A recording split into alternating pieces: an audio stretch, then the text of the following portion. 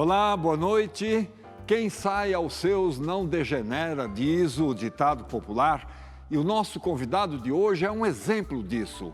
Leva adiante o compromisso com as artes que herdou da sua família. No palco do Persona, o ator e produtor teatral Marcelo Faria.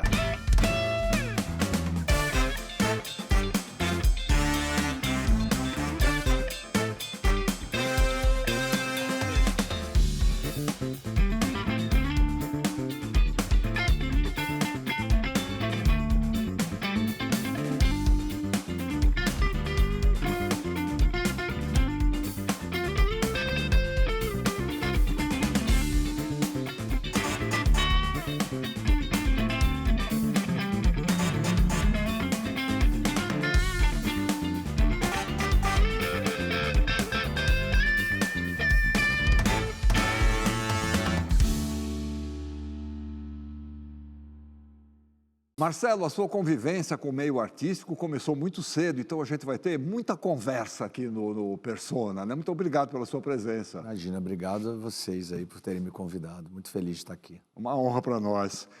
Marcelo, diz a lenda que o seu pai, o Reginaldo Faria, de quem a gente vai falar muito daqui a pouco, quando você tinha uns 10 anos, disse que percebeu que você seria ator porque você apareceu chorando, com o dedo ensanguentado, fazendo um drama, assim, e não era nada disso, né? Confere essa história.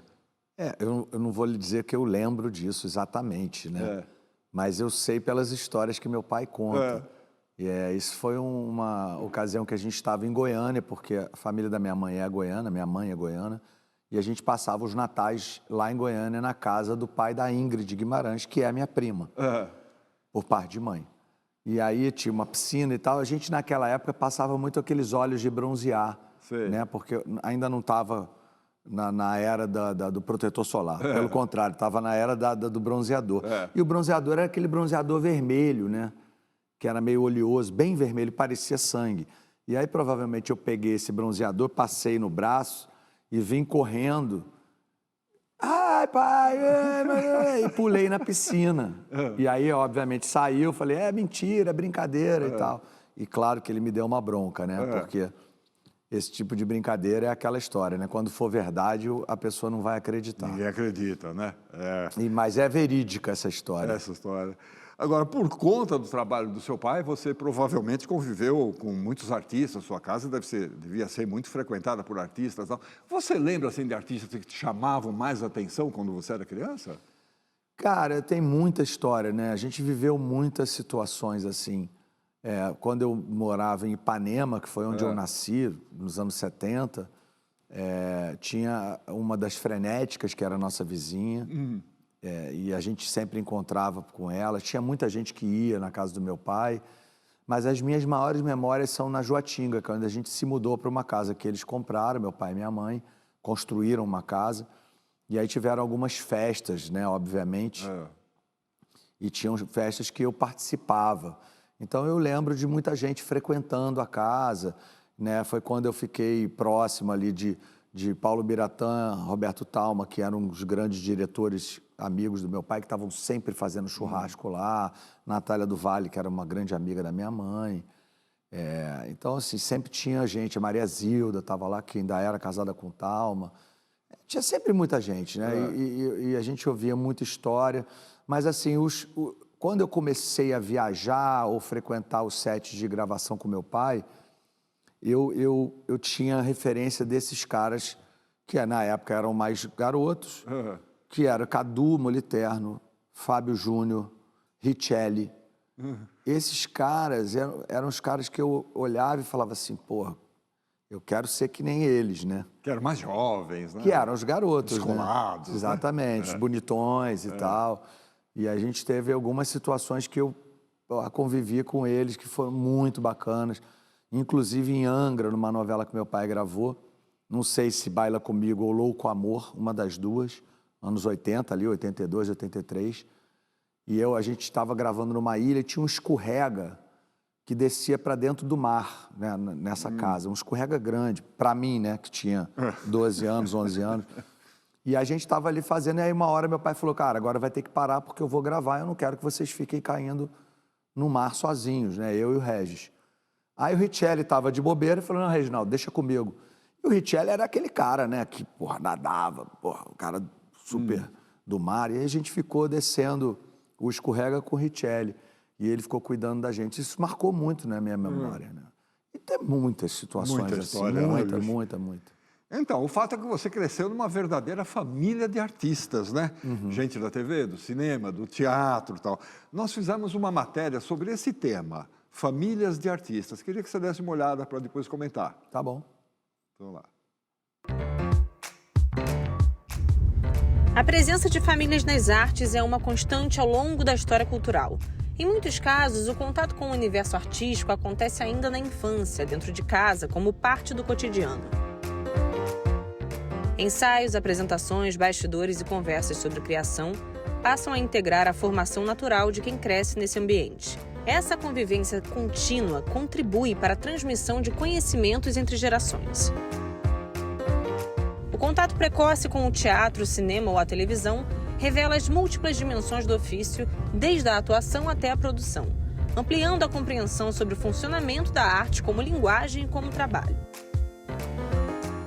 Mas, ao mesmo tempo, cada integrante dessas famílias precisa construir sua própria trajetória.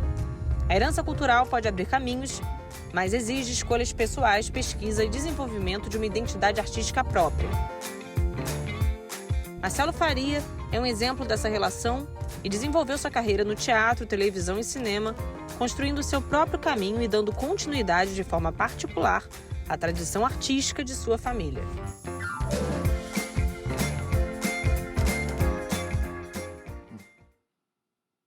A gente viu aí várias famílias de artistas, né? Você faz parte de uma delas. Havia alguma cobrança por parte do seu pai ou de alguém da família para que você seguisse também os passos nas artes? Não, de maneira nenhuma. Nunca teve, ninguém. Eu acho que todos nós tivemos essa liberdade de escolha. Eu comecei a fazer isso porque eu acho que foi o caminho que mais me encantava. Né? Eu sempre gostei de estar no set, de estar no teatro, né? De fazer os cursos e tal. E eu acho que veio através de todos eles, né? Do Roberto, dos meus primos, do Mauro, do Luiz, do Maurício. Você veio naturalmente, né? Naturalmente, assim. Eu, quando menino, aí já ia para a gravação com meu pai e os diretores já, né, me ficavam ali, fica aqui e tal. O próprio Talma, na Água Viva, colocou a gente para fazer algumas cenas. Eu fiz em outras novelas algumas participaçõezinhas pequenininhas, assim, de figuração, aparecendo em alguma situação. Fiz uma cena com meu pai, que eu jogava uma bola num saco de pipoca que ele comprava para a mãe dele numa novela. Foi uma das primeiras cenas que eu gravei. Aí, em 84, eu fiz uma minissérie, A Máfia no Brasil. A Máfia no Brasil. Que o Roberto dirigia e Maurício dirigia. A gente tem aí.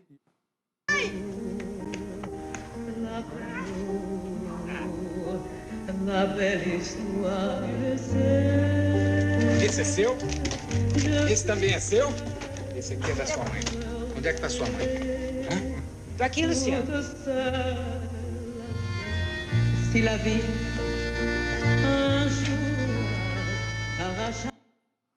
A Máfia no Brasil, 1984. 84, né? eu tinha 12 anos ali, né? E foi muito legal fazer, assim, foi importante, porque eu tive esse contato, né, com a câmera e estava em família, né? Estava super confortável, porque o meu pai era o meu pai, né? O diretor era meu tio, meu primo. Teve uma outra cena que eu gravei com o Maurício, que é a morte do avô do meu personagem, uma cena bem forte. E foi muito legal, muito legal. Eu fiquei encantado com aquele universo. Falei, cara, é isso que eu quero fazer. Só que eu estava na escola ainda e tal. E eu lembro que depois disso me chamaram para fazer uma peça de teatro. Eu fiquei com medo de fazer e não quis fazer. E eu conversei com a minha mãe e a minha mãe falou assim, não, você não quer fazer, não vai fazer. Não continua tá à seus vontade, estudos, né? Não se obrigue, né? Não se sinta pressionado. E eu não topei. Tinha monólogos enormes. Eu falei, não quero fazer isso agora, não.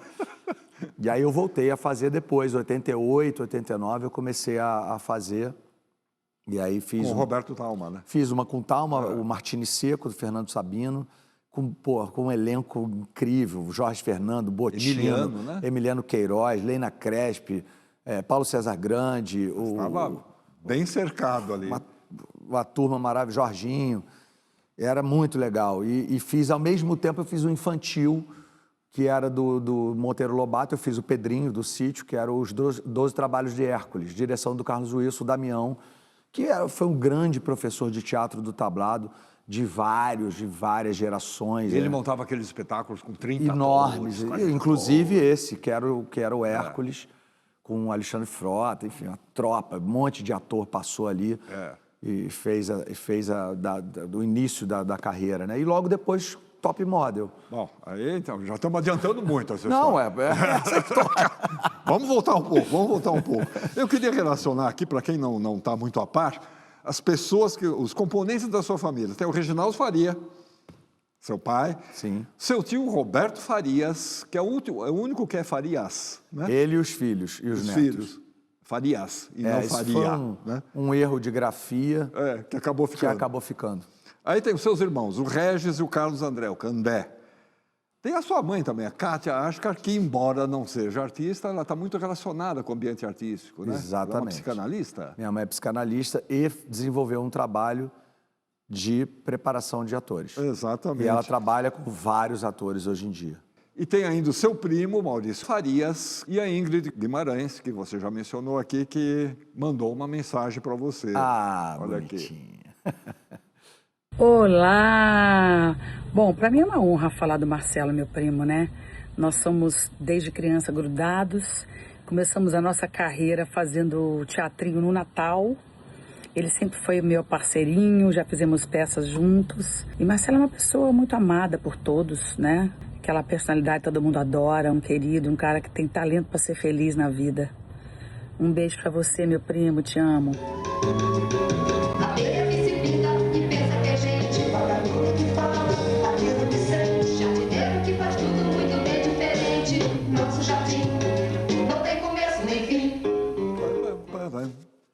Jardim das Borboletas, a Ingrid fazia uma abelha, eu fazia um grilo. Um grilo.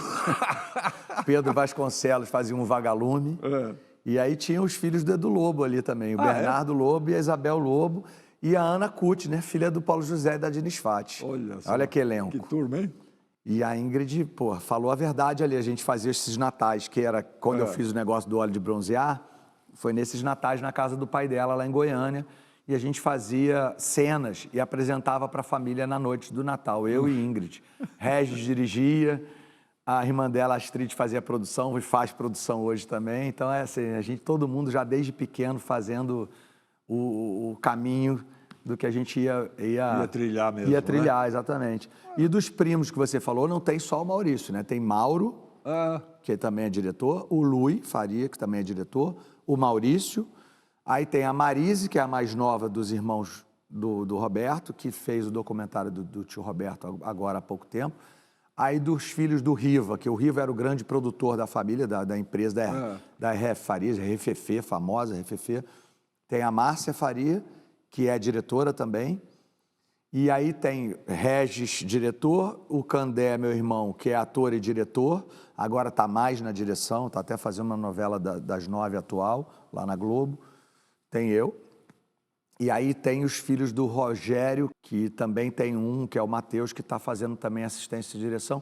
E tem agora os filhos do Maurício, também, que estão fazendo como ator. O talento está dentro de casa ali, né? Não, a família é muito maior do que eu imaginava até. Não, a família é enorme, a família Faria é muito grande. E a minha mãe, a Kátia Ascar, que é preparadora, trabalha com uma turma aí maravilhosa, Mariana Ximenes, Marina Rui Barbosa, Letícia Spiller, Marcelo Serrado, já fez um filme com Wagner Moura, trabalha comigo toda hora, me ajudou com o Vadinho, de Dona Flor, que até passou aí. É uma mãe talentosíssima. Toda vez que eu tenho uma dúvida, eu vou lá tirar as dúvidas com ela dos personagens, principalmente no audiovisual, porque o audiovisual a gente tem menos tempo de se preparar.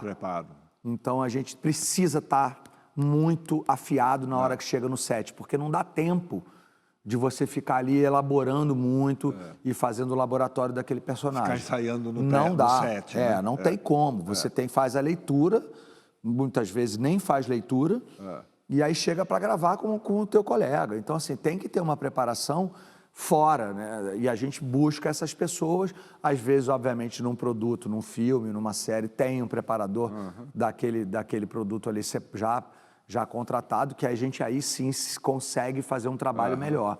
Mas novela, normalmente, pelo menos a maioria das 30 e tantas que eu fiz, você não tem essa preparação, você está sempre no dia a dia ali, não dá tempo de você ficar. No teatro já é diferente, o teatro você tem ali 40 dias, 50 dias para se preparar e montar o personagem. Agora Né? você mencionou aí Goiânia, você teve um bar em Goiânia? Ou foi seu pai que teve um bar em Goiânia? Eu tive esse bar, mas muitos anos atrás, anos 90.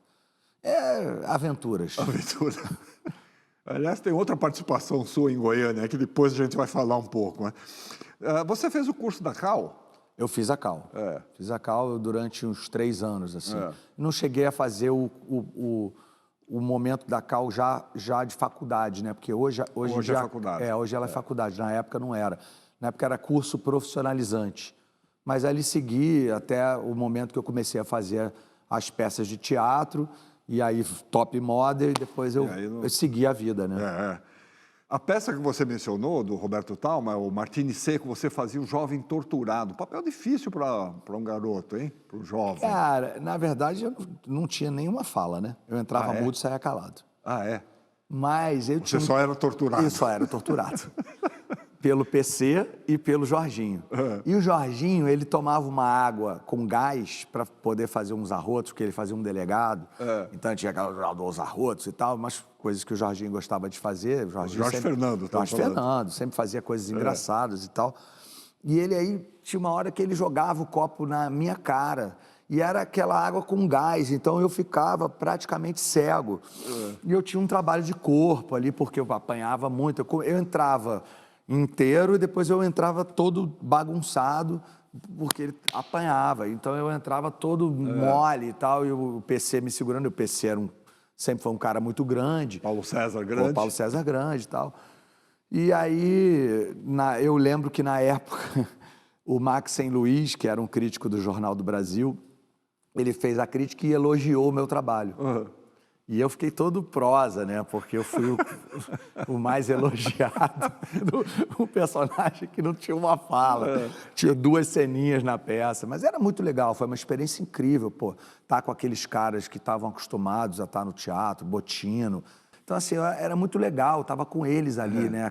Convivendo no camarim com eles, na coxia. Vivendo o dia a dia do teatro, né, bicho? Muito bacana, uma experiência ímpar, assim. O teatro te capturou mesmo, né? Cara, eu sou apaixonado pelo palco, assim, eu acho que é um lugar que eu me sinto muito à vontade. Eu sou produtor desde o começo dos anos 90, né? Eu e Pedro Vasconcelos, a gente começou a produzir em 93. A gente fez uma peça do Zeno Wild chamada Zero de Conduta, que era uma peça sobre serviço militar obrigatório, e começamos a produzir a partir dali. Bom, muito bem, aí vem o top model na sua vida, né? E tudo muda. Vamos deixar esse assunto para o próximo bloco? Vamos, claro. Voltamos já com Marcelo Faria.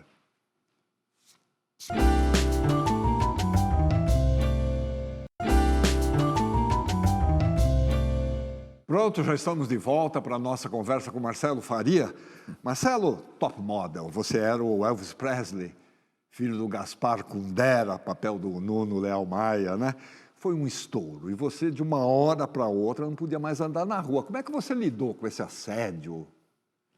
Cara, é engraçado isso, né? Porque eu convivi com isso, antes de ser famoso, com meu pai e com aqueles outros atores que eu te falei no começo, né? Que eram os caras que eu olhava e falava, meu Deus, passei por situações com eles, assim, de ataques de fãs e tal, que eu falei, nossa, que legal. Moleque, né? E aí, com 17, eu comecei a fazer top model. E foi depois dos 12 trabalhos de Hércules, porque a gente tinha um grupinho que foi convidado pelo Damião, que o Damião fez os testes da top model, junto com o Mário Márcio Bandarra, com o Fred Confalonieri. E eram, assim, sei lá, 200 crianças, adolescentes e tal. E nesse grupo, as pessoas começaram a se identificar. Né? Gabriela Duarte, eu, Maria Mariana, filha do Domingos, o Pedrinho Vasconcelos, Carol Machado, Rodrigo Pena. Enfim, a gente começou a se encontrar ali e falou, pô, vamos... E eles levavam grupos menores para fazer improvisação. Tá. Então, o teatro estava encrunhado nesse teste, né? Não era uma coisa assim, grava uma cena. Não, eles faziam assim, entra e fala assim, ó, o assunto é tal. E aí a gente tinha que improvisar. Então, a gente começou a juntar esses grupinhos e entrar para fazer essa improvisação juntos. Juntos. Tá. Porque, obviamente, a gente ganhava força Claro. no grupo. E aí, depois, aí era o leão comendo leão, né? Quem ia sobreviver. Porque, obviamente, chega um momento que é cada um por si. Mas naquele momento que a gente estava na eliminatória da tal Copa do Mundo... Todo mundo se ajudou Copa ali. do Mundo para Top Memória, todo mundo se ajudou. E a gente aí começou a entrar para fazer os testes e aí sobraram pouquíssimos e a gente foi selecionado para fazer as cenas. E aí, quando eu cheguei lá para fazer o teste, quem era o que estava fazendo o Gaspar? Era o meu pai. Não era o Nuno. Aí eu falei, porra, me dei bem, né, cara? Mais à vontade do que isso, não tem como, né? E aí fizemos a tal cena, fizemos algumas vezes, com meu pai fazendo o papel, ajudando o Talma. Ele foi lá, porque ele devia estar de bobeira, o Nuno devia estar fazendo alguma coisa que não pôde fazer o teste, e meu pai foi fazer. E aí definiu-se o elenco dos jovens ali que... A turma de jovens. Que eram os filhos do Gaspar e o filho do Césio Thierry, lá, que era o Alex Kundera, que era o Rodrigo Pena.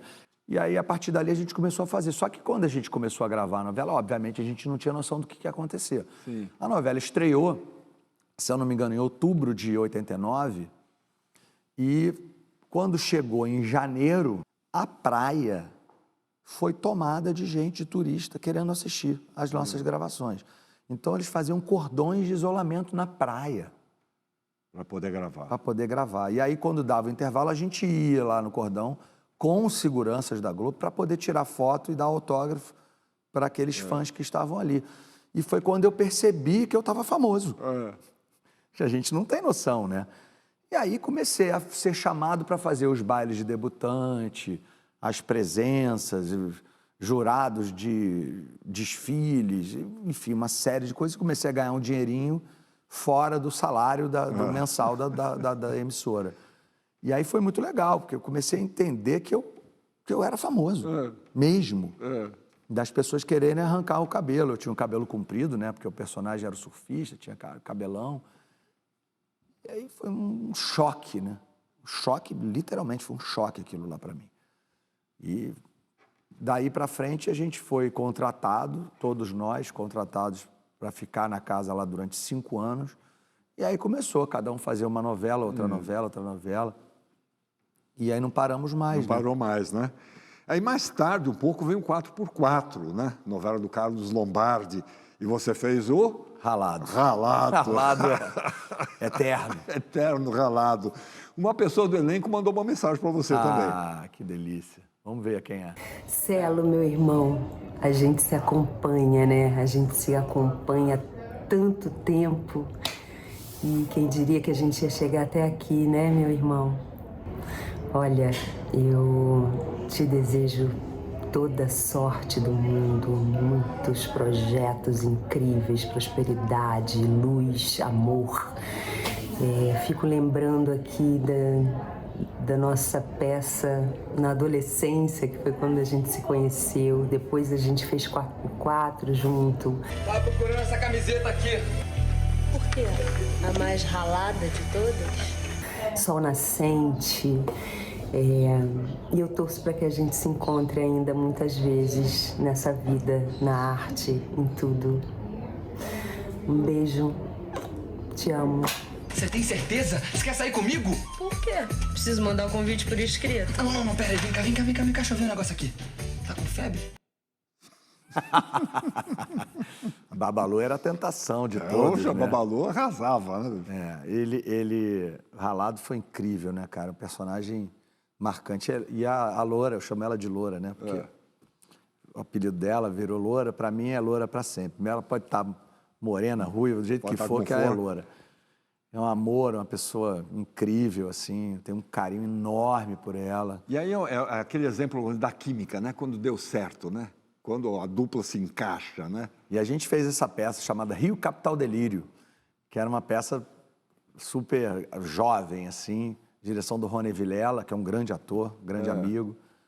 E a gente se conheceu, a gente ficou amigo, começou a trabalhar juntos. E aí logo depois teve Top Model, eu tive a oportunidade de fazer algumas cenas, bastante coisa com ela, e foi marcante, né? Esse personagem foi um personagem... Na época ainda não tínhamos a internet, então eu virei o campeão de cartas da TV Globo, naquela ocasião ali, o Ralado, um dos descamisados do Carlos Lombardi, do qual eu sou muito grato, um autor.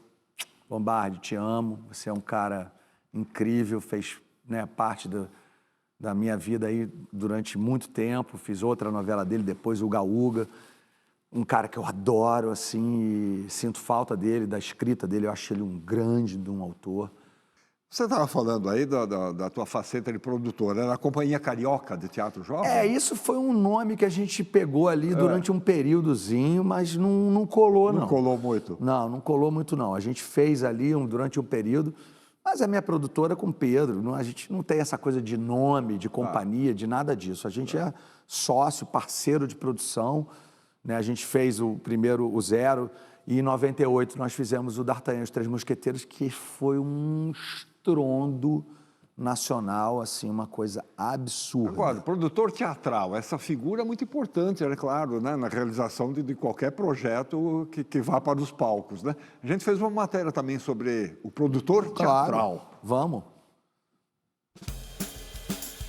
A produção teatral é uma das etapas mais complexas e determinantes no processo de criação de um espetáculo. Muito além da encenação, ela envolve planejamento, captação de recursos, articulação de equipes e construção das estratégias que viabilizam a realização artística. Produzir teatro é, antes de tudo, transformar uma ideia em realidade concreta. E para isso é preciso enfrentar os limites financeiros, prazos e estruturas de mercado. Os mecanismos de fomento, como leis de incentivo e programas governamentais, tornaram-se fundamentais para a realização de muitos espetáculos. No entanto, o acesso a esses recursos exige conhecimento técnico, elaboração de projetos e enfrentar a intensa concorrência. Planejar temporadas, negociar espaços, organizar turnês e divulgar o trabalho para o público são tarefas que exigem visão estratégica, muito esforço e determinação. Mas para os atores que se arriscam a produzir os seus próprios espetáculos, é também uma forma de ter maior liberdade e direcionamento nas suas carreiras.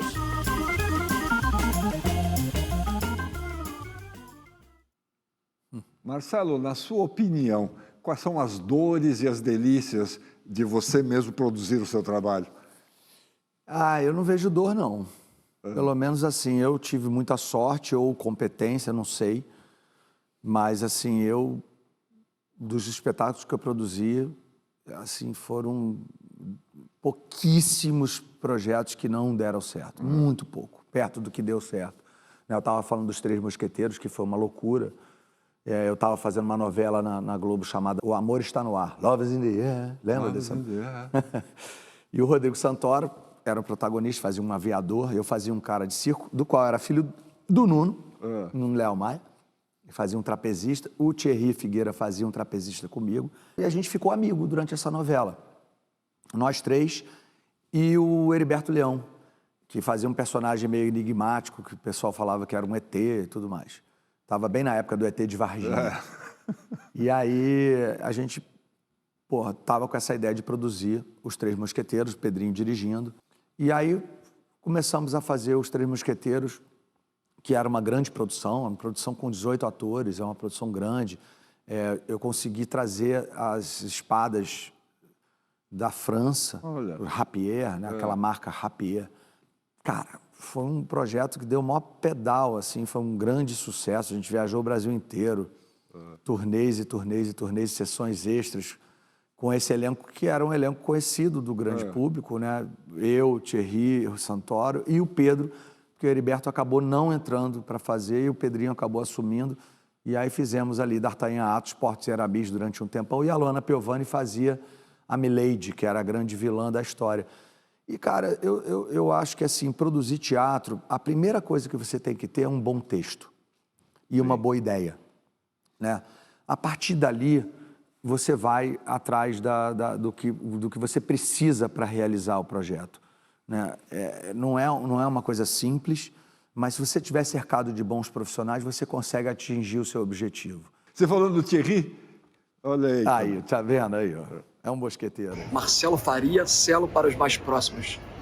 Dizer que é um prazer poder ter dividido o palco com você, novelas com você, se tornou um grande amigo.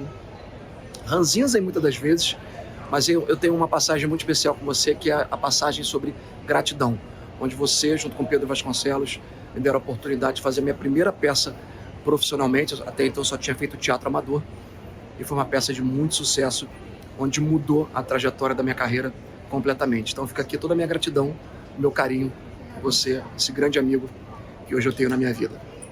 Beijo. Thierrinho, querido, grande amigo. Você viu, né? Carinha dos meninos lá. Era uma loucura isso aí, cara. Era impressionante, porque assim, a gente literalmente não podia sair do hotel. Porque era assim, hordas de meninas esperando a gente.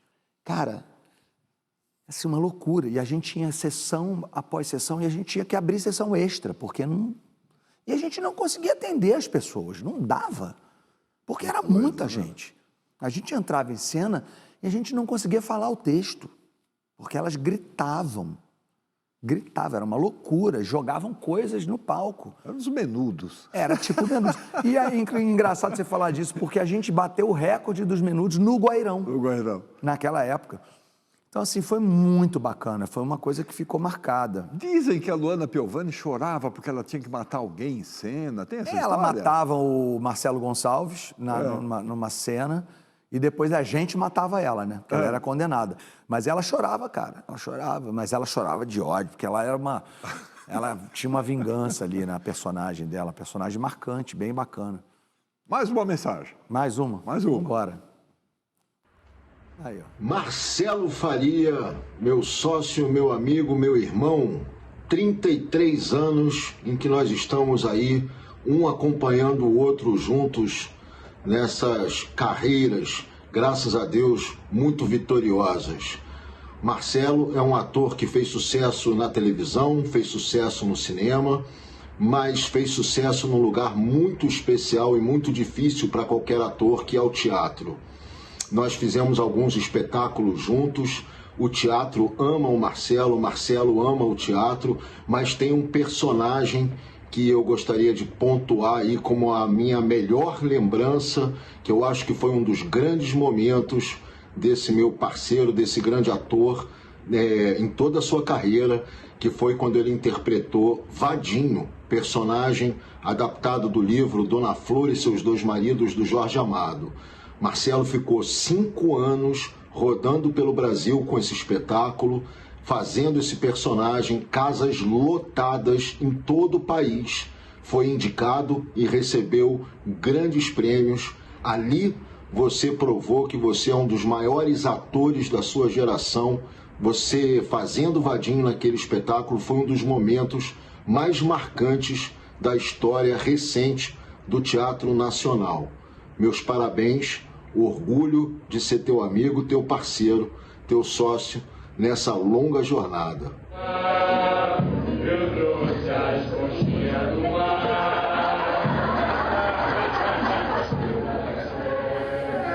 Ai, meu irmão.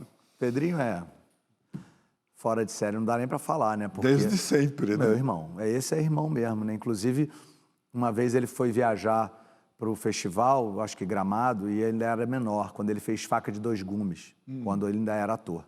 Um grande filme, um grande personagem.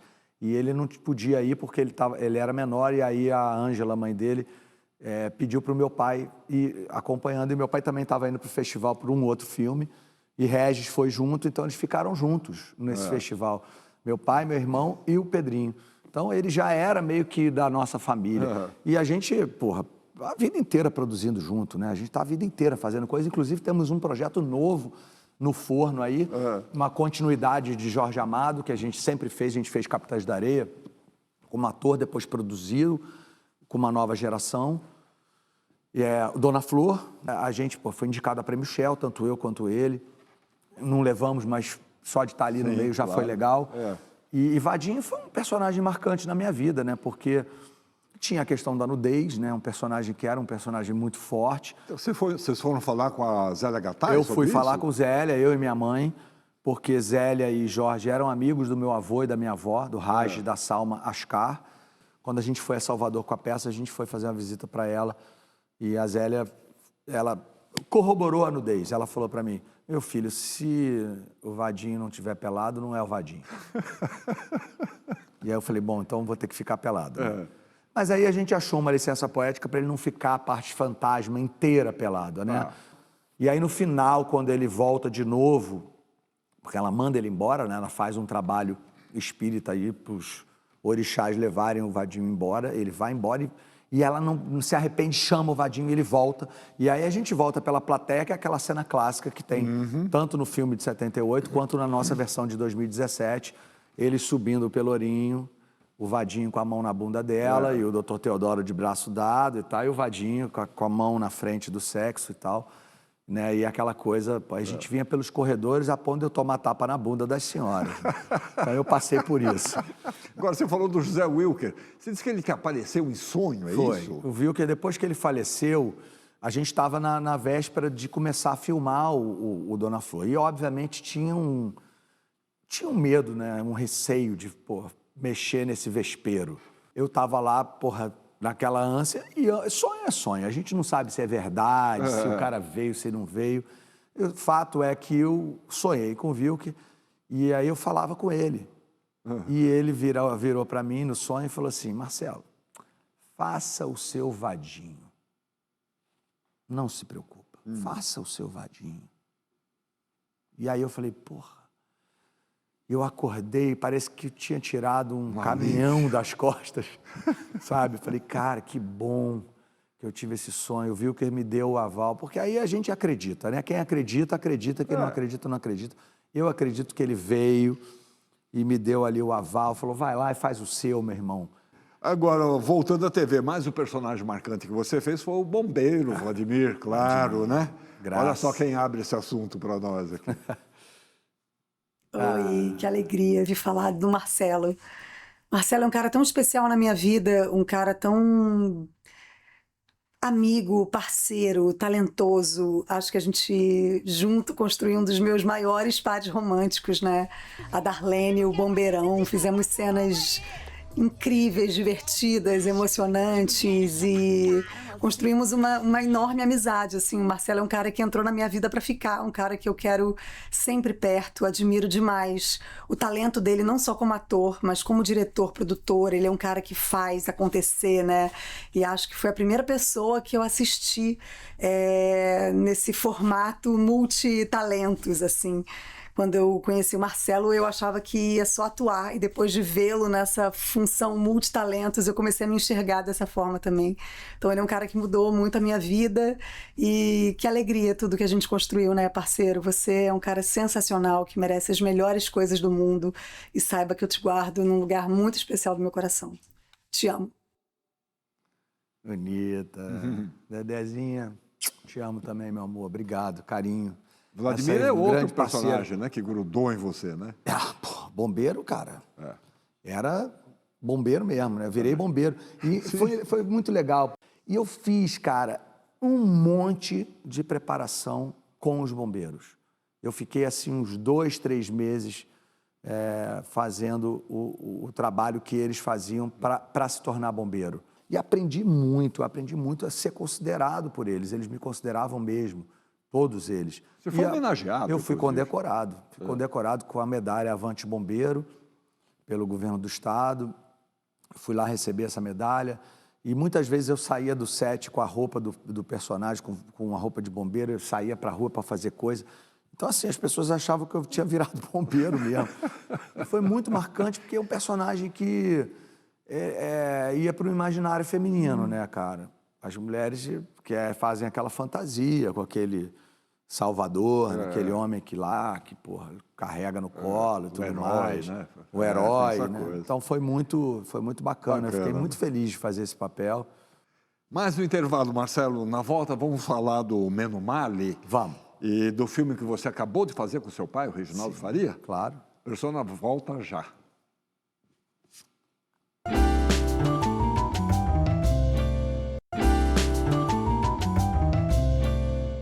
Muito bem, voltamos com o Persona. Hoje o nosso convidado é o Marcelo Faria e a gente já abre esse bloco, Marcelo, com mais uma mensagem. Oba!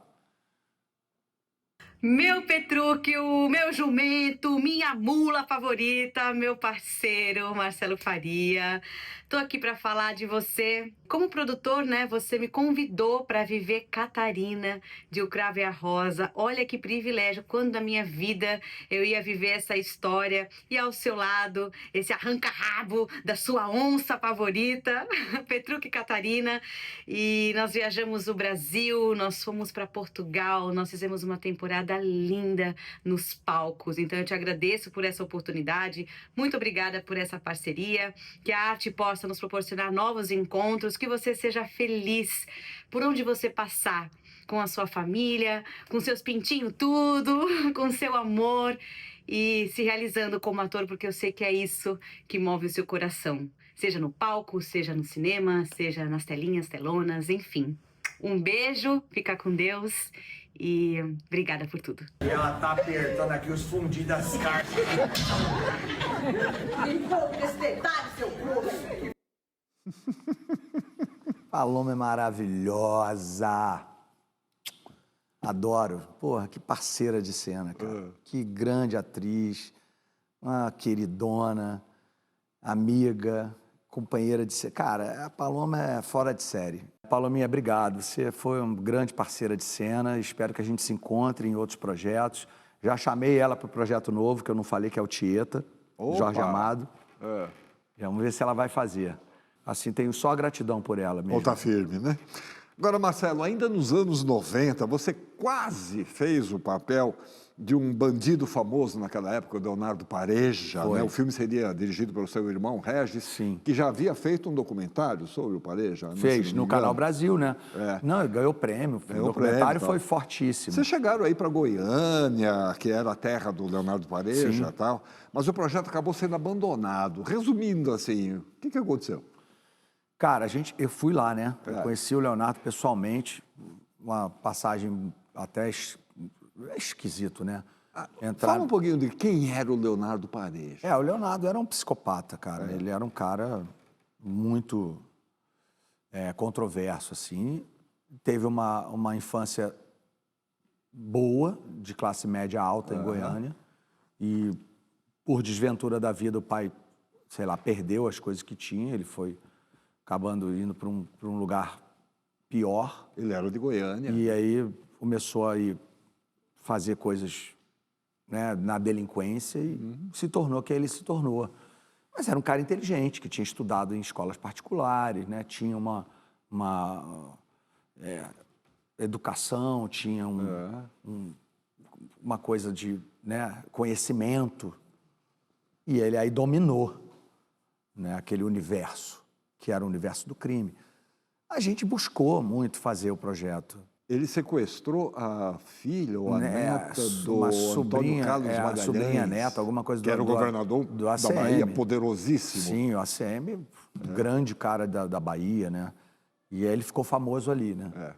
E depois ele estava separado no presídio e aí rolou uma rebelião e ele foi convocado pelos presos para liderar a tal da rebelião, a negociação, porque tinha um monte de gente poderosa dentro da rebelião. Ele era bom de discurso. Bom de discurso e tal. E ele aí foi o cara que foi o interlocutor ali do pessoal que estava de refém, porque tinha juiz, desembargador, enfim, tinha advogados, coronel, que era o diretor do presídio, foi um monte de gente rendida ali durante alguns dias.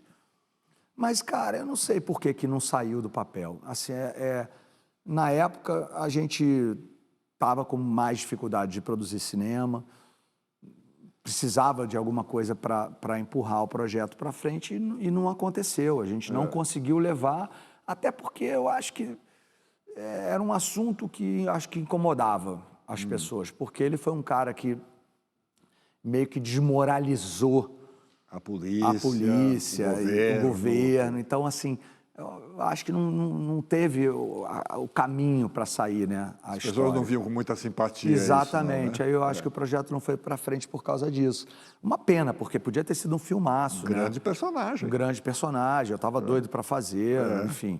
Mas, enfim, é coisas da vida, né? Não aconteceu. Agora, nós falamos aqui de alguns personagens marcantes na televisão, mas tem muito mais. Tem o cachorro louco da novela Vila Madalena, tem o Dr. Guilherme, descrito nas Estrelas, e tantos outros. Foram mais de 30 anos de novela só na Globo, né?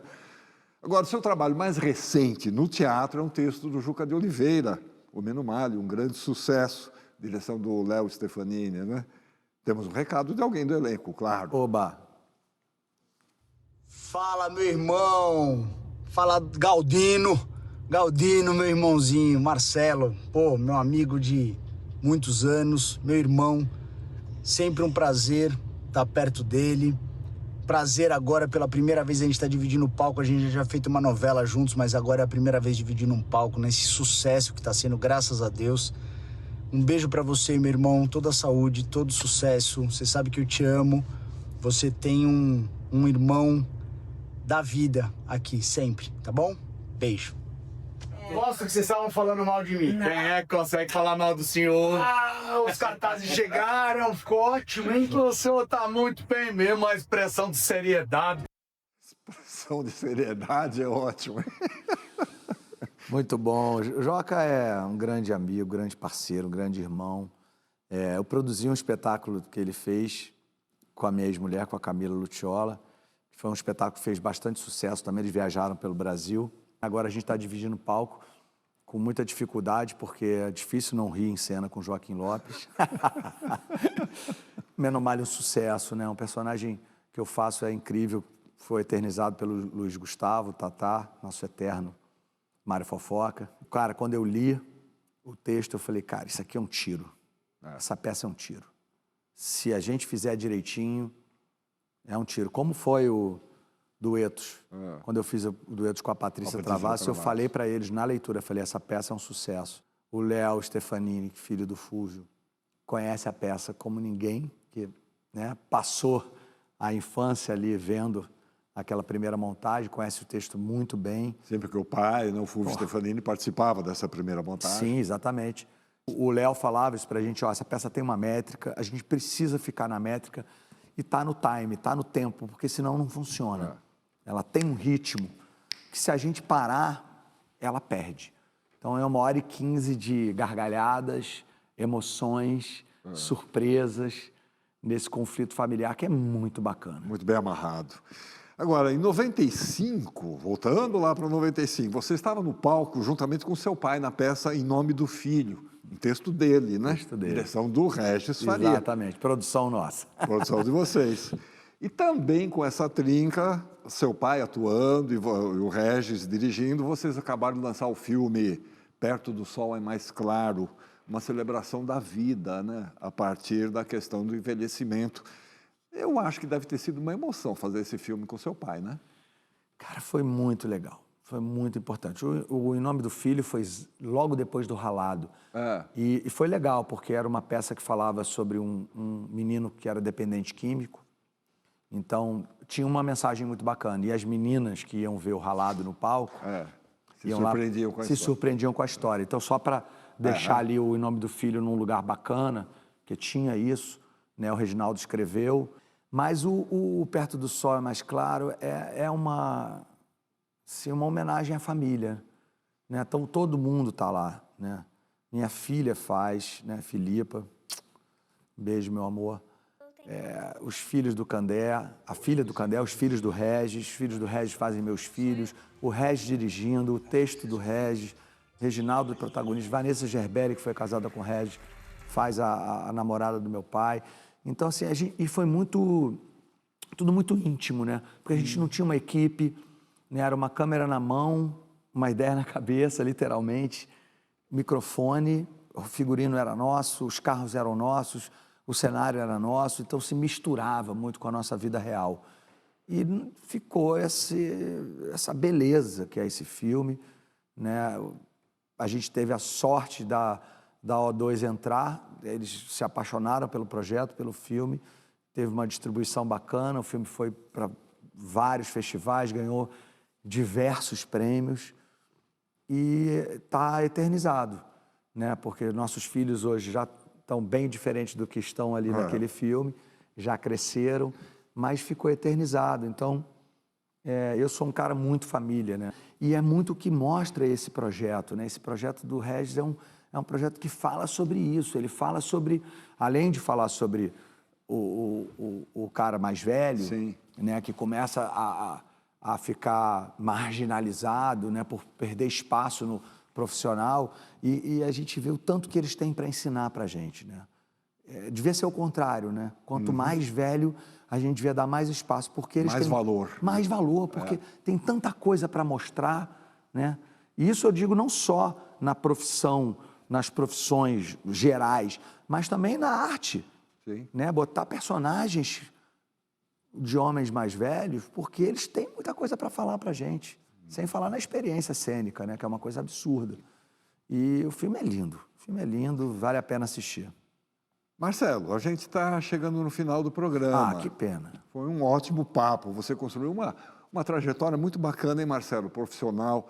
E sempre valorizou, como você está falando, não só a questão da família, como a questão dos amigos também. A gente vê pelos depoimentos que mandaram para você, sempre muito carinhosos. Esses são só os amigos que trabalham na área, né? Porque eu tenho um monte de amigos. A maioria dos meus amigos não são do meio artístico. Meus amigos são da minha vida, de colégio e de futebol e de Flamengo e do surf, e, enfim, são amigos que estão sempre na minha vida.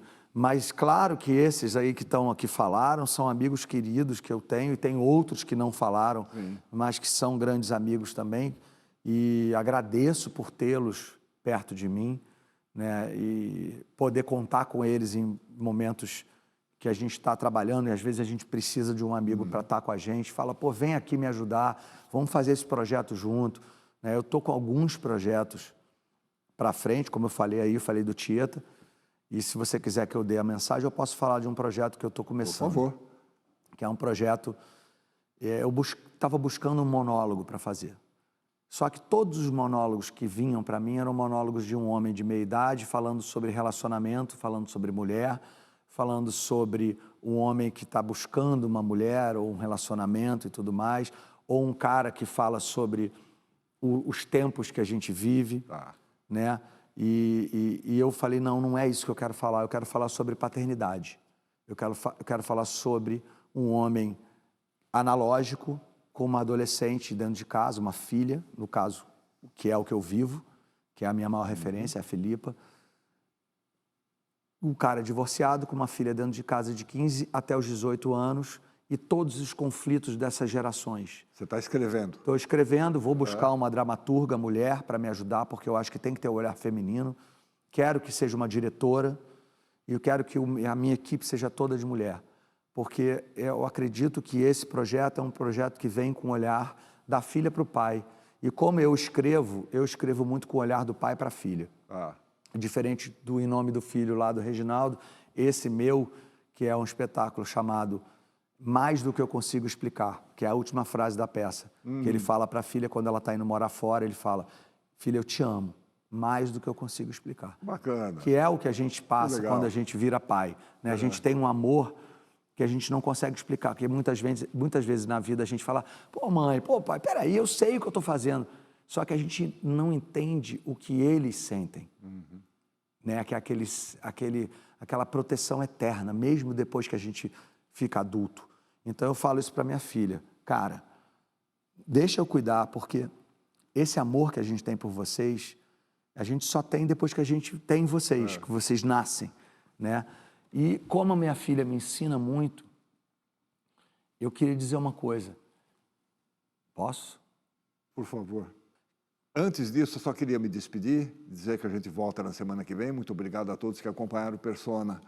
A reflexão é toda sua, Marcelo. É muito mais uma mensagem para mim e para todo mundo, para as pessoas que pensam como eu, porque a gente vive hoje um mundo que é muito globalizado no sentido de que todo mundo vê a vida de todo mundo. E a gente está mudando, né? A gente está passando por transformações. O homem dos anos 70, eu nasci nos anos 70, fui um adolescente preconceituoso, racista, machista, porque eu fui ensinado e aprendi isso naquele momento da minha adolescência, da minha fase jovem adulto. E hoje, pai de menina, e vivendo esse mundo em que a gente tem que dar lugar para todo mundo, e entender o espaço das pessoas e buscar trazer as pessoas para perto da gente.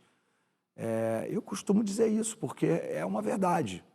Eu sou um machista em desconstrução e buscando aprender. Então, fica essa mensagem. Busque aprender com os mais novos, busque aprender com as pessoas que têm menos espaço, que são desfavorecidas, porque o mundo é para todos. E viva a vida! Viva a vida! E viva a vida!